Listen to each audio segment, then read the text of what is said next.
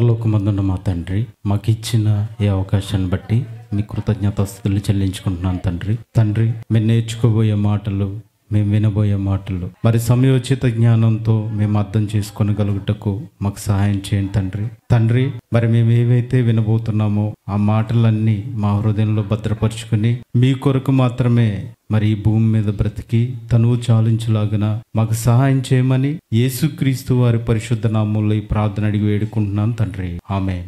అందరికీ వందనాలండి. మరి రుడిగా రుడిపరిచిన రాజు రూకలకై రాజీ పడిన రాజ్యం అనే పాఠాన్ని మనం ఆలోచించబోతున్నాం. ప్రియమైన దేవుని పిల్లారా, మరి రుడిగా రుడపరిచిన రాజు, మరి పదాలకి అర్థం తెలియజేసుకునే లేదంటే తెలుసుకోవాలనే ప్రయత్నం మనం ఆలోచించినట్లయితే నిశ్చయముగా లేదా ఖచ్చితముగా స్థిరపరచడం, ఇంకా కన్ఫామ్ లేదంటే ఇది ప్రూవ్ చేయబడినది అని మనం అంటూ ఉంటాం కదా. అలాగా ఇదిగో ఈ సమాచారాన్ని లేదా ఒక వ్యక్తి చెప్పే ఒక అంశాన్ని కానీ ఒక పద్ధతిని కానీ ఏదైనా ఒక మనిషి చెప్పేదాన్ని ఖచ్చితం చేయడం లేదంటే నిశ్చయముగా ఇది కరెక్ట్ అని చెప్పడం, దీనిని మనం రూఢిపరచడం అని చెప్పుకోవచ్చు. ఇంకా ఒకరు చెప్పే సమాచారాన్ని నిరూపించడం లేదా ఖాయం చేయడం, ధృవీకరించడం, వీటన్నింటినీ రూఢిపరచడం అని చెప్పుకోవచ్చు. మరి ఈ రూఢిపరచడం అంటే రూఢిపరిచిన రాజు అని చెప్పుకున్నాం. రాజు అంటే ఎవరో కూడా మనకు తెలియదు. రాజు గురించి తెలుసుకునే ముందు కింద ఇంకో మాట ఉంది చూడండి, రోకలు అని చెప్పుకున్నాం కదా. రోకలకై రాజీ పడిన రాజ్యం. రోకలు అంటే ఏంటండి? డబ్బులు, నాణెములు అని కూడా అంటారు. అంటే తెలుగు పదాలలోకి వచ్చేసరికి ఆ పదాలు మారుతూ ఉంటాయి. రోకలు అంటే ఏంటి? డబ్బులు. అంటే రోకలకై రాజీ పడిన అంటే రాజీ పడ్డం అంటే పర్లేదులే ఏదైతే అయింది నేను ఇంకా ఒప్పేసుకుంటున్నాను. ఇప్పుడు కోర్టులో చూసారనుకోండి, దొంగ సాక్ష్యాలు చెప్తారు. ఇప్పుడు మీరు డబ్బులు ఇచ్చారనుకో, న్యాయం జరగదు అక్కడ ఏమవుతుంది? మీరు అమౌంట్ ఇచ్చి అన్యాయపు సాక్ష్యాన్ని చెప్పించుకోవచ్చు, రూఢిపరచుకోవచ్చు. అంటే రోకలకే రాజీ పడిన రాజ్యం, రోకలకై రాజీ పడిపోయిందన్న రాజ్యం. ఇలాగా మరి రాజు ఎవరు అని మనం ఆలోచించగలిగితే, రాజు గురించి మనం తెలుసుకోగలిగితే, దేవుడే నిరంతరము రాజై ఉన్నాడు. అయితే దేవుని తర్వాత మనం ఆలోచించగలిగితే దేవుని యొక్క కుమారుడైన యేసుక్రీస్తు వారు రాజు కింద ఉన్నారు. మరి ఆ మాట ఒకసారి చూసుకుని ముందుకు వెళ్దామండి. మార్కు సువార్త 9వ అధ్యాయము, మార్కు సువార్త 9వ అధ్యాయము 1వ వచనం. మరియు ఆయన ఇక్కడ నిలిచియున్న కొందరు దేవుని రాజ్యము బలముతో వచ్చుట చూచు వరకు మరణము రుచి చూడరని. ఎలా అంటే రూఢిగా, అంతే కదా, ఖచ్చితముగా, నిశ్చయముగా అంటే రూఢిగా. అంటే రూఢిగా నేను చెప్తున్నాను ఏమని? ఇక్కడ ఉన్న వారిలో కొంతమంది మరణం ఏం చేయరంట? దేవుని రాజ్యము బలముతో వచ్చుట చూచు వరకు మరణము రుచి చూడరు అంటే చనిపోరు, చావరు అని చెప్తున్నారు. ఇప్పుడు ఎవరు మాట్లాడుతున్నారు? ఈ మాట ఎవరు మాట్లాడుతున్నారండి? ఎవరు మాట్లాడుతున్నారు బైబిల్లో? చెప్పాలి. చూడలేదా మీరు? వచనం తీయండి, అందరూ తీయండి. మార్కు సువార్త 9వ అధ్యాయం 1వ వచనం. మార్కు సువార్త 9వ అధ్యాయం 1వ వచనం. మరియు ఆయన, ఎవరైనా? యేసుక్రీస్తు వారు. మరియు ఆయన ఇక్కడ నిలిచి ఉన్న కొందరు, ఇక్కడ నిలిచి ఉన్న యేసుక్రీస్తు వారి దగ్గర ఎవరైతే నిలిచి ఉన్నారో, ఆ కాలంలో ఎవరైతే అక్కడ ఉన్నారో వాళ్ళు నిలిచి ఉన్న కొందరు దేవుని రాజ్యము బలముతో వచ్చుట చూచు వరకు మరణము రుచి చూడరంట, చనిపోరంట. అంటే ఇప్పుడు యేసుక్రీస్తు వారు చనిపోయారా? చనిపోయి తిరిగి లేపబడ్డారు కదా. మరి తిరిగి లేపబడిన యేసుక్రీస్తు వారు చెప్తున్న మాటలు అక్కడ ముందు ఎప్పుడు బతుకున్న కాలంలో చెబుతున్నప్పుడు, ఆయన చనిపోనప్పుడు, లేకపోతే అక్కడున్నవారు యేసుక్రీస్తు వారి యొక్క సమకాలికులు ఎవరైనా ఉన్నారా? ఇప్పుడు అప్పటికే చనిపోయారు వాళ్ళు. యేసుక్రీస్తు కాలంలోనే చనిపోయారు, తర్వాత మొదటి శతాబ్దంలోనే చనిపోయారు. అంటే దేవుని రాజ్యం ఉన్నదా? యేసుక్రీస్తు వారి రాజ్యం ఉందా? ఆయన రాజ్యం వాళ్ళు చనిపోయారు కాబట్టి వచ్చినట్టే, రాజ్యం కూడా వచ్చినట్టే. ఇంకా మీకు పిలాతు అంటారు కదా, పిలాతు గారు మాట్లాడతారు కదా, ఆ మాట చూడండి ఒకసారి. యోహాను సువార్త 18వ అధ్యాయము 37వ వచనం. యోహాను సువార్త 18వ అధ్యాయము 37వ వచనం. అందుకు పిలాతు, నీవు రాజువా? ఆయనను అడుగుగా యేసు, నీవన్నట్టు నేను రాజునే. యేసుక్రీస్తు వారు అంటున్నారండి. యేసుక్రీస్తు వారిని ఎవరు అడిగారంట? పిలాతు గారు అడిగారంట. ఏమని? నువ్వు రాజువా, నువ్వు రాజువా అని అడిగితే ఏమన్నారంట? నీవన్నట్టు నేను రాజునే. సత్యమును గూర్చి చాలండి. ఇప్పుడు పిలాతు గారితో కూడా యేసుక్రీస్తు వారు ఏమంటున్నారు? నేను రాజునే, నేను రాజుని. అంటే ఆయన రాజు అంటున్నారు, అక్కడ నా రాజ్యం ఇక్కడ ఉంటుంది అని చెప్తున్నారు. ఇంకా కొలస్సీలకు రాసిన పత్రిక చూడండి. కొలస్సీలకు రాసిన పత్రిక 1వ అధ్యాయము 13వ వచనం. మనం రూఢిపరచుకోవాలి కదా, మరి ఖచ్చితం చేసుకోవాలి కదా, ఆయన రాజా కాదా, మరి ఆయన రాజ్యం ఉందా లేదా అని కూడా మనకు తెలియాలి కదండి. ఆయన మనలను అంధకార సంబంధమైన అధికారములో నుండి విడుదల చేసి తాను ప్రేమించిన తన కుమారుని యొక్క రాజ్య నివాసులుగా ఎలా చేశారంటే, ఆయన మనలను అంధకార సంబంధమైన అధికారములో నుండి విడుదల చేసి తాను ప్రేమించిన తన కుమారుని యొక్క రాజ్య నివాసులుగా చేశాను. అంటే ఇదిగో రాజ్య నివాసులుగా మనల్ని చేసినంటే రాజ్యం ఉందా లేదండి? రాజ్యం ఉంది. మరి రాజు ఎవరు? నీవన్నట్టు నేను రాజునే, యేసుక్రీస్తు వారు. ఇంకొక మాట చూసుకుందాం. ప్రకటన గ్రంథంలో ఆయన ప్రియమైన శిష్యుడు చెప్పిన మాట కూడా చూసుకుని ముందుకు వెళ్దామంటే, ఆయన ప్రియమైన శిష్యుడు చెప్పారు చూడండి. ప్రకటన గ్రంథం 1వ అధ్యాయము 9వ వచనం. మీ సహోదరుడును యేసును బట్టి కలుగు శ్రమలోను రాజ్యములోను సహనములోను పాలివాడనైనా యోహానునను నేను దేవుని వాక్యము నిమిత్తము యేసును గూర్చిన సాక్ష్యము నిమిత్తము పద్మాసు దీపమున పరవాసినై. ఎవరి నిమిత్తం అంటే ఎక్కడ ఉన్నాడంట? ఇదిగో మీ సహోదరుడను యేసును బట్టి కలుగు శ్రమలోను రాజ్యములోను అంటున్నారు చూడండి. అన్నారా? అంటే రాజ్యములో కూడా ఇదిగో యోహాను గారు పాలిభాగస్తుడిగా ఉన్నట్టు మనం చూడగలుగుతున్నాం. అంటే రాజ్యము అనగానే ఎవరండి? రాజ్యము అంటే ఎవరు? మనమే. రాజు ఎవరు? యేసుక్రీస్తు వారు. అంటే ఇప్పుడు పరిపాలన జరుగుతుందా? రాజ్య పరిపాలన జరుగుతుందా? రాజుగా ఉన్నాడు ఆయన, రాజుగా ఉన్నాడు. అంటే రూఢపరిచిన రాజు, రుడిగారు ఖచ్చితం, ఇది నిశ్చయం, ఇది ఖచ్చితం అని చెప్పేశారు ఆయన చాలా మాటలు. కానీ ఈరోజు రాజ్యంగా ఉన్నాం కదా మనం, ఈరోజు రాజ్యంగా ఉన్నాం కదా, నమ్మలేక యేసుక్రీస్తు వారి మాటలను పక్కన పెట్టేవారిగా ఉన్నామండి. రాజ్యం, యేసుక్రీస్తు వారి మాటలను పక్కన పెట్టేవారిగా ఉన్నాం. అంటే యేసుక్రీస్తు వారు రాజు, యేసుక్రీస్తు వారి శిష్యులు ఎవరండి? యేసుక్రీస్తు వారి శిష్యులు ఎవరు? రాజ్యం. అంటే రాజ్య స్థాపన గురించి, రాజు యేసును గురించి ప్రవచనాలు తెలిసినవే మనకు. పాత నిబంధనలో చాలా ప్రవచనాలు ఉన్నాయి, అవునా కదండి? అంటే ఈ ప్రవచనాలు తెలిసిన, ఈ ప్రవచనాలు ఉన్న, ఇదిగో రాజ్యస్థాపన జరిగిందా లేదా, రాజ్యస్థాపన జరిగినట్టు రాజ్యస్థాపన జరిగిందా లేదా, రాజ్యస్థాపన ఇదిగో దేవుడు చెప్పినట్టు చేశాడా లేదా అనేది కూడా మనకు తెలియాలి. అయితే ప్రియమైన దేవుని పిల్లారా, మరి రాజ్యం రోకలకై ఎలా రాజీ పడ్డారు అనే విషయం కూడా మనకు తెలియాలి. రాజ్యం రోకలకై ఎలా రాజీ పడ్డారు, ఎలా లొంగిపోతున్నారు? అంతే కదండి. రాజీ పడడం అంటే ఏంటి? లొంగిపోవడం. ఇదిగో డబ్బులు ఇస్తే చాలు, నాకు డబ్బు ఉంటే చాలు అనే విధంగా ఈ రాజ్యం డబ్బుకి లొంగిపోతుందంట, డబ్బుకి రాజీ పడిపోతుందంట. మరి ఎలా రాజీ పడ్డారు అని చూసుకునే ముందర యేసుక్రీస్తు వారి మాటలు ఒకసారి చూద్దామండి, ఎలా రాజీ పడ్డారో చూద్దాం.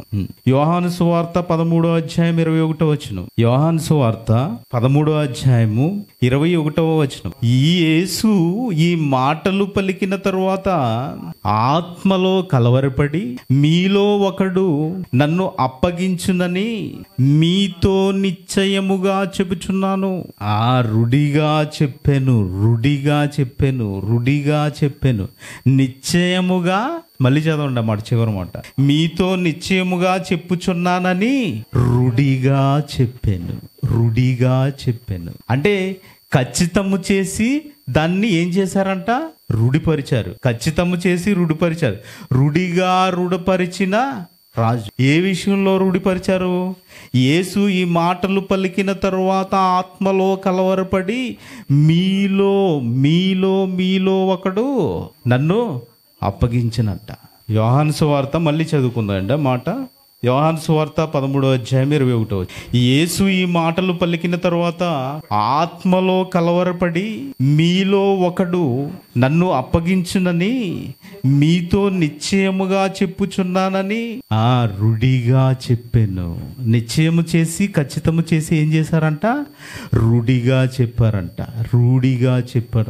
అంటే ఏ విషయం ఏంటిది? ఏ విషయం అంట? ఆత్మలో ఎందుకు కలవరపడ్డాడంట ఆయన? మీలో ఒకడు ఏం చేస్తారంట? నన్ను అప్పగిస్తాడు. మీలో ఒకడు నన్ను అప్పగిస్తాడు అన్నాడంటే, అంటే దీన్ని ఖచ్చితం చేశారా? రుడి చేశారా? రూఢిపరిచారా దీన్ని? ఎస్, ఖచ్చితం ఇది. ఇప్పుడు దీన్ని తీయగలవాడు ఎవడైనా ఉన్నాడా?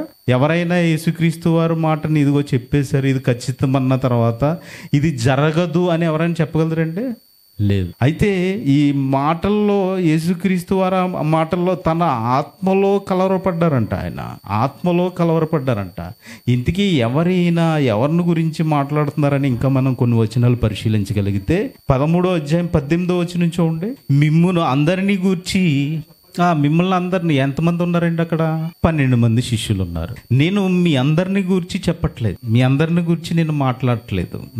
నేను ఏర్పరచుకున్న వారిని నేను ఎరుగును, నాకు తెలిసి ఎవరో వాళ్ళు.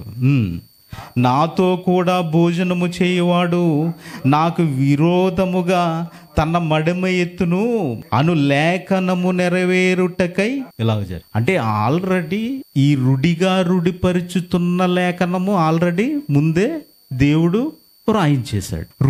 రుడిపరిచిన లేఖనాన్ని యేసుక్రీస్తు వారు ఏదైతే రుడిపరుస్తున్నారో ఈయన ఎక్కడ విన్నారు? ఇవన్నీ తండ్రి దగ్గర విన్నారు, అంతే కదండి. యేసుక్రీస్తు వారు తండ్రి దగ్గర నేర్చుకున్నారు. ఈ నేర్చుకున్న విషయాన్ని తీసుకొచ్చి శిష్యుల దగ్గర ఏం చేశారు? రుడిపరిచారు. ఈ రుడిపరిచిన విషయాన్ని యేసుక్రీస్తు వారు చెప్తున్నారు. ఏమని చెప్తున్నారు? లేఖనము నెరవేరుటకై ఇలాగ జరిగింది. ఎక్కడ ఉందండి ఈ లేఖనం? మరి ఎవరు చెప్తారని మనం ఆలోచించగలిగితే దావీదు గారు చెప్తారు. చూడండి, దావీదు గారు కీర్తనల గ్రంథము 41వ అధ్యాయం 9వ వచనం. కీర్తనల గ్రంథము 41వ అధ్యాయం 9వ వచనం. నేను నమ్ముకొనిన నా విహితుడు నా ఇంట భోజనము చేయువాడు నన్ను తన్నుటకై తన మడిమనెత్తుతాడని ఉందండి. ఆ మాటకి ఈ మాటకి మ్యాచ్ అయిందా? మీకు అర్థమైందా? తన మడిమను ఏం చేశాడంట? ఎత్తునంట. అంటే ఇదిగో ఇస్కరియోతు యోధ. ఈయన ఎవరండి? ఎవరి గురించి? ఈయన ఇస్కరియోతు యోధ గురించి రాస్తున్నారు. ఇంతకీ ఈయన ఎవరని మనం ఆలోచించగలిగితే ఇతని గురించి ఎప్పుడు చెప్తున్నారు? ప్రవచనం ఎప్పుడుంది? ఎప్పుడో క్రీస్తు పూర్వం, క్రీస్తు రాకముందర తండ్రి ద్వారా బయలుపరచబడింది. ఆ విషయాన్ని యేసుక్రీస్తు వారు ఏం చేస్తున్నారు? రుడిపరిచారు. మీలో ఒకడే నన్ను అప్పగించేస్తాడు, మీలో ఒకడే నన్ను మడిమ చూపిస్తాడంట. ఏమన్నాడంటే, మడిమనెత్తును నన్ను తన్నుటకై తన మడిమనెత్తును నన్ను తన్నుతాడంట. ఈయన ఎవరంట? మనతో కలిసే భోజనం చేస్తాడు. అంటే మరి ఇలాంటి వారు ఉంటారండి సమాజంలో? ఉంటారు. మనతో కలిసే భోజనం చేస్తారు, మనతో కలిసే అన్ని కార్యక్రమాల్లో పాల్గొంటారు, మనతో కలిసే ఉంటారు. కానీ వీడిని ఎలాగైనా తన్నాలి అని ఆలోచిస్తారు. అంటే ఇలాంటి మనసు కలిగిన వారు ఉంటారు. ఇది యేసుక్రీస్తు వారి విషయంలో జరిగింది. మనకి జరగడం పెద్ద వింతేం కాదండి, మనకి జరగడం పెద్ద గొప్పేం కాదు. యేసుక్రీస్తు వారికి జరుగుతుంది ఇక్కడ. యేసుక్రీస్తు వారిని తన్నుతాడంట ఇస్కరియోతు యోధ. అవునా కదంటే? యేసుక్రీస్తు వారికి జరుగుతుంది ఇక్కడ. యోహాను సువార్త 13వ అధ్యాయం 2వ వచనం చూడండి. మరి ఈయన ఎవరో కూడా తెలియాలి కదా మనకి. 13వ అధ్యాయం 2వ వచనం. వారు భోజనము చేయుచుండగా ఆయన అప్పగింపవలనని సియోను కుమారుడగు ఇస్కరియోతు యోధ. చూసారండి, సియోను కుమారుడైన ఇస్కరియోతు యోధ తన హృదయములో చదవండి అపవాది. అంటే ఎవరు అపవాది? అంటే సాతాను ఇంతకు ముందు ఆలోచన పుట్టించి ఉండెను గనుక. ఇంతకు ముందే యేసుక్రీస్తు వారి దగ్గరకు వచ్చినప్పుడు కాదు, ఇంతకు ముందే ఏం పుట్టించిందంట? ఆలోచన పుట్టించిందంట. ఇంతకు ముందే ఏం చేసిందంట? ఈ సాతాను ఆలోచన పుట్టించింది. దేని గురించి? దేని గురించి? యేసుక్రీస్తు వారిని అప్పగించాలని, యేసుక్రీస్తు వారిని తన్నాలని. ఏమంటే ఆలోచన కలిగే ఉన్నాడు. ఇక్కడ ఆలోచనతోటే ఉన్నాడు. ఏదో ఉంది మనసులో వేరే ఉంది. ఆలోచించారా? ఇప్పుడు మత్తయి సువార్త 26వ అధ్యాయంకి వచ్చేయండి. మత్తయి సువార్త 26వ అధ్యాయంకి వచ్చేయండి. 15 నుంచి చదువుకుందాం. మత్తయి సువార్త 26వ అధ్యాయము 15 నుంచి చదువుకుందాం. నేను ఆయనను నీకు అప్పగించిన ఎడల నాకేమిస్తారు? ఇప్పుడు నేను మహేష్ గారిని అప్పగించేస్తే నాకేమిస్తారు మీరు? అంతే కదండి. ఎవరు అడుగుతున్నారు ఈ మాట? యోధా, ఇస్కరియోతు యోధా అడుగుతున్నాడు. ఏమని? చదవండి. నేను ఆయనను అప్పగించిన ఎడల నాకేమిత్తురని వారిని అడిగిన. ఎవరి ఇల్లు? ప్రధాన యాజకులు. అంతేనండి, ప్రధాన యాజకులు. మీరు 14 నుంచి చదివితే ఇంకా క్లారిటీగా ఉంటుంది. అప్పుడు 12 మందిలో ఒకడు ఇస్కరియోతు యోధా ప్రధాన యాజకుల యొద్దకు వెళ్ళి, నేను ఆయనను మీకు అప్పగిచ్చేస్తే నాకేమిస్తారు? అందుకు వారు 30 వెండి నాణెములు తూచి వానికి ఇచ్చేసారండి. ఎన్ని? 30 వెండి నాణాలు ఇచ్చారు. 30 వెండి నాణాలు ఇచ్చేస్తే ఇప్పుడు ఈయన ఎవరిని అప్పగించాలి? ఇప్పుడు ఎంతకు అమ్మేశాడు యేసుక్రీస్తు వారిని? 30 వెండి నాణాలు. ఈ రోజు పిల్లల్ని అమ్మేస్తారు కదండి. అంటే అర్థం కావడానికి చెప్తున్నాను. పిల్లల్ని అమ్మేస్తారా? అమ్మేయట్లేదా? దేవుడిచ్చిన గర్భఫలాన్ని అమ్మేస్తారు. దేవుడిచ్చాడు గర్భఫలం. ఇప్పుడు పిల్లలు లేకుండా ఎంతమంది లేరు ప్రపంచంలో? పిల్లలు లేకుండా ఎంతమంది బ్రతుకుతలేదు? ఏమండి, మొన్న రీసెంట్ గా దొరికేసింది. ఏంటి? ఏదో టెస్ట్ ట్యూబ్ బేబీస్ వాళ్ళు పేపర్లో న్యూస్లో వచ్చింది కదా. అంటే వీళ్ళకి పిల్లల్ని ఎలాగైనా పుట్టించాలి, మేము డబ్బు సంపాదించుకోవాలనే ధోరణిలో వెళ్ళారు. వేరే వాళ్ళ యొక్క అంటే ఈ పిల్లలు వీళ్ళకి పుట్టిన వాళ్ళు ఎవరు?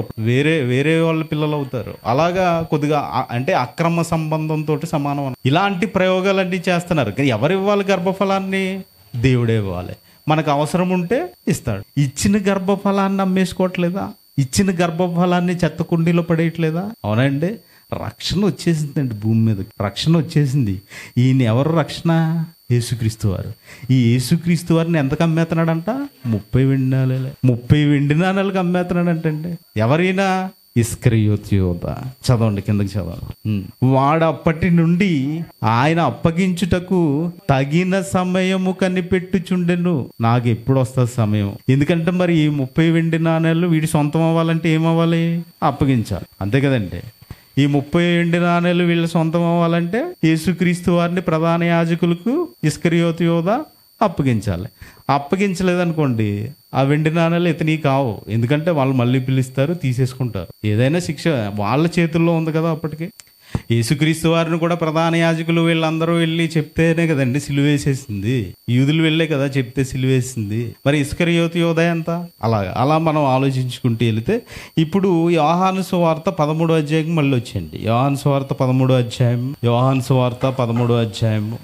26 నుంచి చదువుకుందాం. యోహాను సువార్త 13వ అధ్యాయం 26 నుంచి చదువు. అందుకు యేసు, నేను ఒక ముక్క ముంచి ఎవనికి ఇచ్చేదనో వాడే అని చెప్పి ఒక ముక్క ముంచి సియోను కుమారుడగు ఇస్కరియోతు యోధాకి ఇచ్చెను. వాడా ముక్క పుచ్చుకొనగానే సాతాను వానిలో ప్రవేశించెను. యేసు, నీవు చేయుచున్నది త్వరగా చేయుమని వానితో చెప్పగా ఆయన ఎందు నిమిత్తము అతనితో ఎలాగు చెప్పెనో అవి భోజనమునకు కూర్చుండినప్పుడు వారిలో ఎవనికిని తెలియలేదు.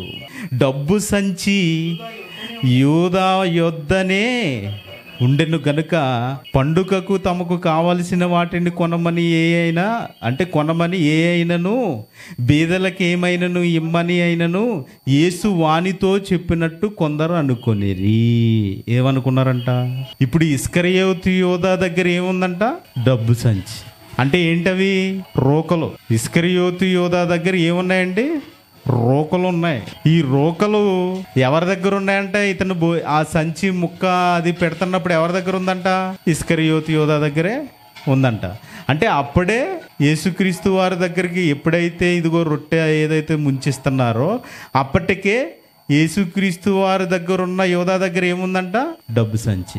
చూసిన వాళ్ళందరూ ఏమనుకుంటున్నారు, యేసుక్రీస్తు వారు ఏమైనా ఇచ్చారేమో, వాళ్ళకి ఎవరికైనా ఇమ్మని ఖర్చు పెట్టమని, లేదంటే ఇంకొక మాట ఏమని రాశారండి అక్కడ, ఆ బీదలకి ఇమ్మని అయినను యేసు వానితో చెప్పినట్టు కొందరు అనుకున్నారు. అంటే ఇస్కరియోతు యోధా దగ్గర డబ్బు సంచి చూశారు, ఎన్ని 30 వెండి నాణాలు చూశారు.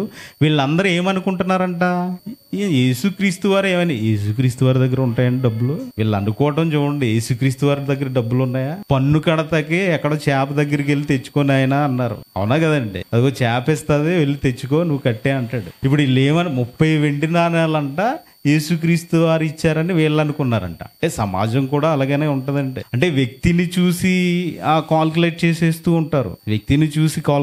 ఉంటారు, మనిషిని కాదు, మనసును కాదు. ఎందుకంటే ఈ సమాజంలో మనం బ్రతుకుతున్నప్పుడు కూడా యేసుక్రీస్తు వారికి ఎదురయ్యే ఆటుపోట్లు ఎదురవుతూ ఉంటాయి. చాలా జాగ్రత్తగా ఉండాలి. ఇదిగో ఇస్కరియోతు యోధా లాంటి వాళ్ళు పక్కన ఉంటారు, ఇలాగే ఈ వీళ్ళిద్దరిని చూసి ఇదిగో అపోహపడే వాళ్ళు కూడా ఉంటారు. కాబట్టి మనం క్రీస్తులోకి వచ్చిన తర్వాత, సంఘంలోకి వచ్చిన తర్వాత చాలా జాగ్రత్తగా నడవాలి, చాలా జాగ్రత్తగా ఉండాలి. ఇప్పుడు ఈ ఇస్కరియోతు యోధా మళ్ళీ యోహాను సువార్త 18:3 నుంచి చదవండి.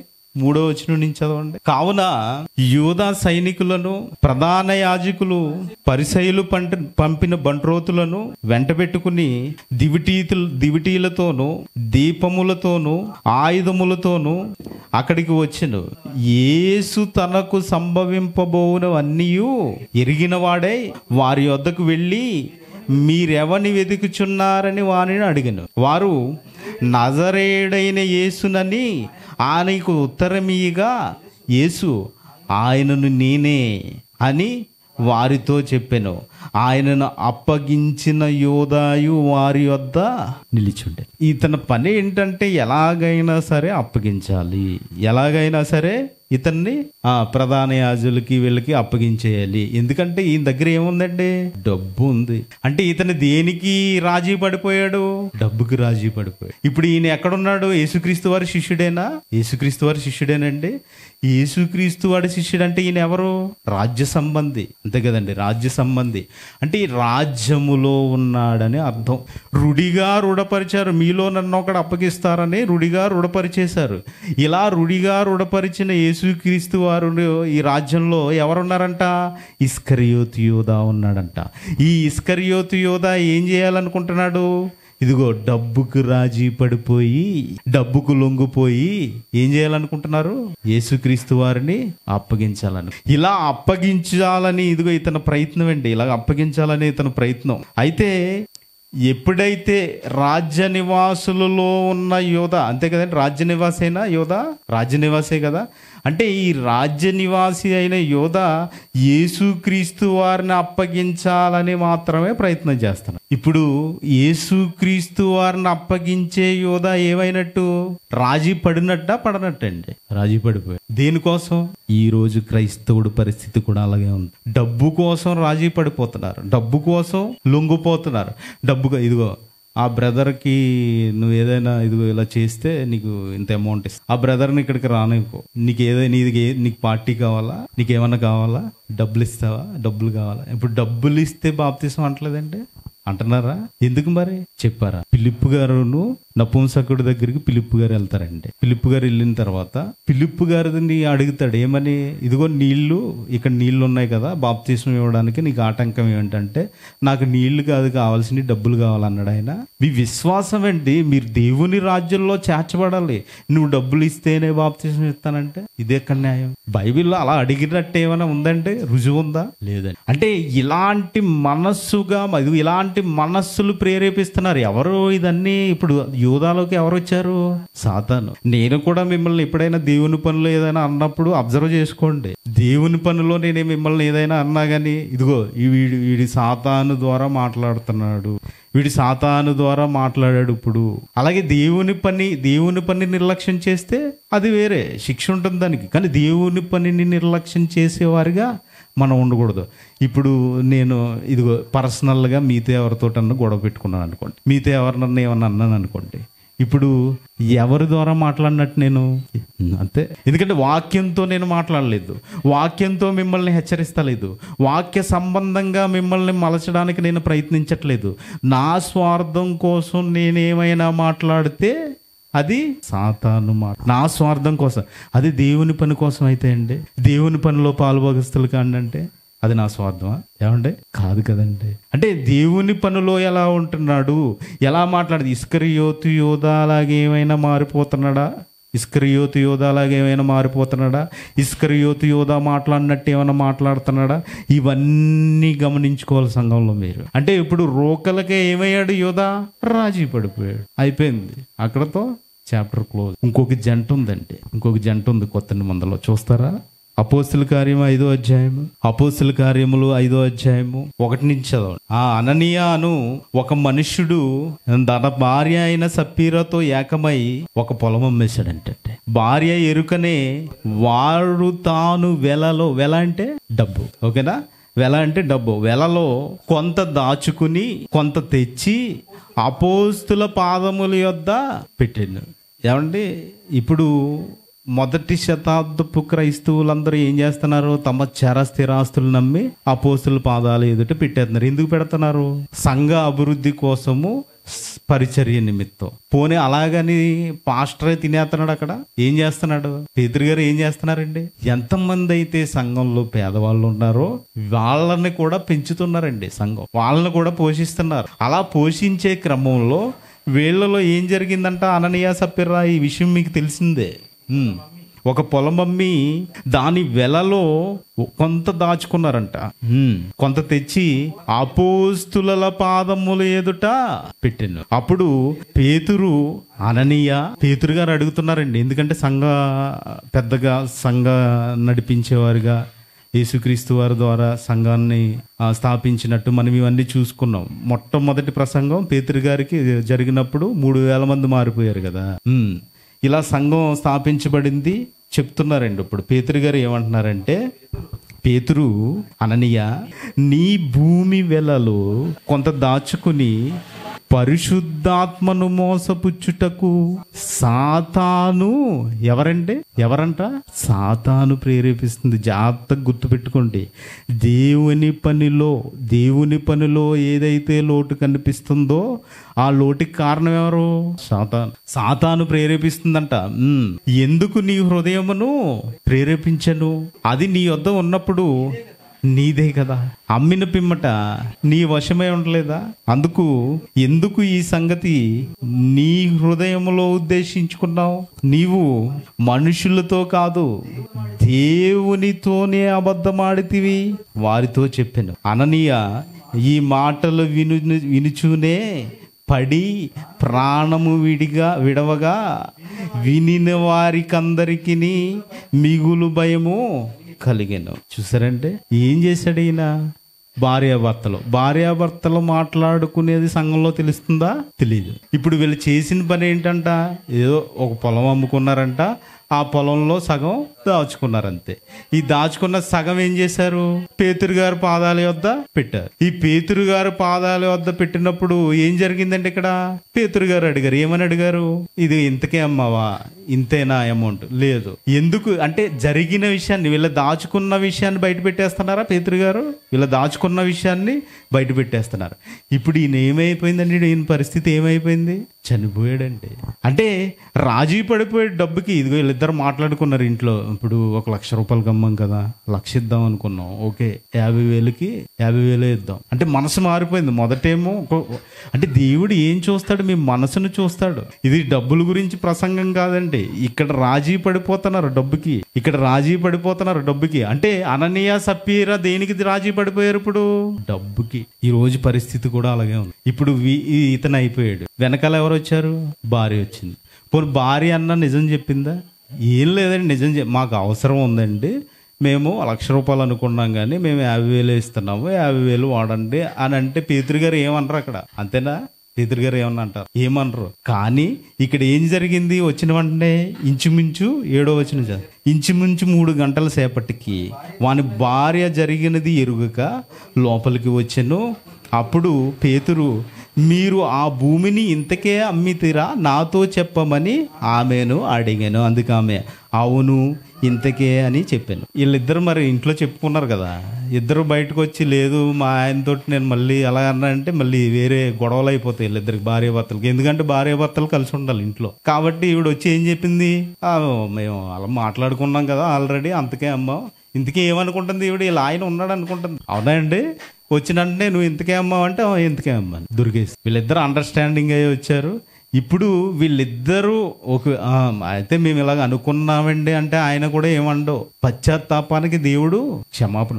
మీరు ఇవ్వకపోయినా ఏమండండి, మీరు ఇవ్వకపోయినా ఏమండవు, మీరు ఇవ్వకపోయినా పర్లేదు, మాట ఇవ్వకూడదు, మీ మనసులో నిశ్చయించుకోకూడదు. మీరు ఎప్పుడైతే నిశ్చయించుకున్నారో దాన్ని చేసేవారుగా మీరు ఉండండి. అదేనండి దేవుడు చూసేది, పరిశుద్ధత. ఇదిగో ఈ నా కుమారుడు నా గురించి పనిచేయాలనుకుంటున్నాడు, ఈ నా కుమారుడు నా గురించి చెప్పాలనుకుంటున్నాడు, ఈ నా కుమారుడు నా గురించి సువార్త చేయాలనుకుంటున్నాడు, ఈ నా కుమారుడు నా గురించి ఇదిగో నా మాటలు వెదజల్లాలనుకుంటున్నాడు. అయినా మాట ఇచ్చి వదిలేశారనుకోండి ఏం జరుగుతుంది?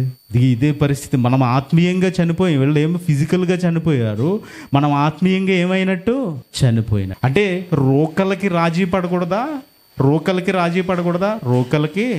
రాజీ పడకూడదు. ఇవి దేవుని రాజ్యంలో ఉన్నాం కదా, దేవుణ్ణి అనుభవిస్తున్నాం కదా, ఇదిగో వాక్యాలు నేర్చుకుంటున్నాం కదా, వాక్యాలు చదువుకుంటున్నాం కదా, మనం రోకలకి రాజీ పడకూడదు అంటే రాజీ పడకూడదనే చెబుతుంది బైబిల్. లేదంటే అప్పుడు వారు ఫిజికల్గా చనిపోయారేమో, అప్పుడు వారు ఫిజికల్గా అంతే కదండి. ఇజ్రాయేలీలు కూడా అంతే కదా, మాకు అక్కడ కీరా ఉండేది అంటే అవి ఉండేవి ఇవి ఉండేవి అని, అంటే దేనికి వస్తాయి, మేము లగ్జరీ లైఫ్ అనుభవిస్తున్నామని, అంతే కదంటే. అంటే లేని దానికోసం ఆశపడుతున్నామంటే ఏమైనట్టు, రాజీ పడుతున్నట్టే. కాంప్రమైజ్ అవ్వకూడదంటే దేవుని విషయంలో మనం ఎప్పుడు కాంప్రమైజ్ అవ్వకూడదు. అందుకనే ప్రసంగిలో ఒక మాట అంటారు చూడండి, ఈ మాటలు చూసి ముగించేసుకుందాం. ప్రసంగి గ్రంథం 7వ అధ్యాయం 25వ వచనం. ప్రసంగి గ్రంథం 7వ అధ్యాయం 25వ వచనం. వివేచించుటకును పరిశోధించుటకును జ్ఞానాభ్యాసము చేయుటకును సంగతుల యొక్క హేతువులను తెలుసుకొనుటకును భక్తిహీనత బుద్ధిహీనత అనియు బుద్ధిహీనత వెర్రితనమనియు గ్రహించుటకును రూఢి చేసుకుని నా మనస్సు నిలిపితిని. ఎలా నిలుపుకోవాలంట, రూఢి చేసుకోవాలంట. అంటే బుద్ధిహీనత వెర్రితనం అనియు మీరు రూఢి చేసుకోవాలి, రూఢిగా మీరు నమ్మాలి యేసుక్రీస్తు వారిని. ఇది ఏమని అంటే ఇదిగో మంచితనం, ఏది చేసినా మీరు మంచిగా ఉన్నారా ఆ మంచితనాన్ని బట్టే రూఢి చేసుకోవాలి. డబ్బుల గురించి దేవుడు డబ్బులు నమ్ముకునే విధానం కాదండి. డబ్బుల గురించి మనం ఏదో కోరుకుని డబ్బులు ఆశించి ఇదిగో డబ్బులకి రాజీ పడిపోవడం కాదు. అవునా కదండి. ఇప్పుడు అననీయ సప్పీరాల జీవితాల్లో ఏం జరిగింది, ఆశపడ్డారు, వాళ్ళు మనసులో అనుకున్నారు అంతే. మనసులో అనుకుంటే వాళ్ళకి ప్రమాదం జరిగిందా, జరిగింది. మరి మనకు జరగట్లేదేంటి అనుకోకండి. ఏమంటారు, మీ అపరాధముల చేత మీ పాపముల చేత చచ్చిన వారై ఉండగా. అంటే మీరు బ్రతుకుతున్నారన్న పేరుంది కానీ బ్రతుకున్నారన్న పేరుంది కానీ మీరు లేదు, మనలో జీవం. అంటే చంపేస్తున్నాడా దేవుడు, చంపేస్తున్నాడా? ఆయన చంపట్లేదు, మనమే చచ్చిపోతున్నాం కావాలని, అంతే కదండి. అంతేనా? ఆయన చంపట్లేదు, మనమే అపరాధాలు చేసి చచ్చిపోతున్నాం, మనమే పాపాలు చేసి చచ్చిపోతున్నాం. ఇది ఇలా చనిపోయే వారిగా మనం బ్రతకూడదండి. ఇగో డబ్బుల కోసం రాజీ పడిపోతే ఎలాగా? ఇప్పుడు ఈ రోజు ఆరాధన ఉంది, ఆరాధనకి ఇప్పుడు నాకు ఒక 2,000 ఇస్తున్నా అన్నారనుకోండి, నేను డ్యూటీకి వెళ్ళిపోయాను అనుకో, నేను దేనికి రాజీ పడినట్టు? డబ్బుకి, అంతే కదంటే. అంటే ఇలాగా దేవుని పనిలో రాజీ పడకూడదండి. దేవుని పనిలో అయితే ఏందులే వాళ్ళే చూసుకుంటారు, ఇలా ఉండకూడదు, ఇలాంటి మనసు ఉండకూడదు. మనము కూడా దేవుని పని చేసేవారిగా మనం ఇంకో మాట చూసుకుందామంటే తిమోతికి రాసిన పత్రిక 1వ అధ్యాయము 7వ వచనం. తిమోతి గారికి రాసిన పత్రిక 1వ అధ్యాయం 7వ వచనం చదవండి. కొందరు వీటిని మానుకొని తొలగిపోయి తాము చెప్పిన వాటినైనను నిశ్చయమైనట్టు రూఢిగా పలుకు వాటినైనను గ్రహింపకపోయినను ధర్మశాస్త్రోపదేశకులై ఉండగోరి నిష్ప్రయోజనమైన ముచ్చటలకు తిరిగిరి. ఎలా తిరిగారంటే నిష్ప్రయోజనమైన ముచ్చటలకు తిరిగిరి. ఏది నిత్యమైనట్టు రూఢిపరుచుకోవటం లేదు, నిశ్చయమైనట్టు రూఢిపరుచుకోవటం లేదు. అంటే మన విశ్వాసం ఎలా ఉండాలంట, రూఢిపరుచుకోవాలి. ఇదిగో యేసుక్రీస్తు వారు చెప్పారు, ఇది మన జీవితాల్లో ఖచ్చితంగా జరుగుతుంది. అంతే కదండి. మళ్ళీ ఇది జరుగుతుందని మనం ఇప్పుడు దేనికోసం నమ్ముకున్నాం? పరలోకం వెళ్ళిపోవాలని నమ్ముకున్నాం. మరి పరలోకం వెళ్ళగలుగుతున్నామా? వెళ్ళేవారుగా ఉన్నామా? దీన్ని రూఢిపరుచుకోవాలి. అంటే ఏమి ఉండాలి మనలో? వాక్యం ఉండాలి. అంటే వాక్యాన్ని రూఢిపరుచుకునేవారుగా ఉండాలి. వాక్యాన్ని రూఢిపరుచుకుని మీరు బ్రతికేవారుగా ఉండాలి. ఎప్పుడైతే వాక్యాన్ని, ఇదిగో దేవుడు మాట చెప్పాడు, ఏమని చెప్పాడు? ఇదిగో మీకు నేను నిత్య జీవాన్ని ఇస్తాను, నేనే వాగ్దానం చేశాను, నేనే ఫ్రీగా, ఉచితంగా నిత్య జీవం. మీరు ఎప్పుడైతే మరణిస్తారో, మరణించిన వెంటనే మీరు పరలోకానికి వచ్చేస్తారు. దీన్ని రూఢిపరుచుకున్నామా? ఏమండి, రూఢిపరుచుకుంటున్నావా? దీన్ని లేదు. దీన్ని డబ్బు కోసం కాలదనుకుంటున్నారు. ఇలాంటి వారిగా మనం బ్రతకకుండా మరి యేసుక్రీస్తు వారు ఏవైతే మరి రూఢిపరిచారో ఆ రూఢిపరిచిన మాటల్ని మన హృదయంలో భద్రపరుచుకుని ఆ మాటల ప్రకారం జీవించాలని కోరుకుంటున్నానండి. నా మాటలు ముగిస్తున్నాను. ప్రార్థన చేసుకుందాం. పరలోకమందున్న మా తండ్రి, మీరు ఇచ్చిన ఈ అవకాశాన్ని బట్టి మీ కృతజ్ఞతాస్తుతులు చెల్లించుకుంటున్నాను తండ్రి. మీరున్న లోకాలు చేరడానికి మీ మాటలు ఎన్నో మాకు తెలియజేస్తున్నారు తండ్రి. ఆ మాటలను బట్టి మీ కృతజ్ఞతాస్తుతులు తండ్రి.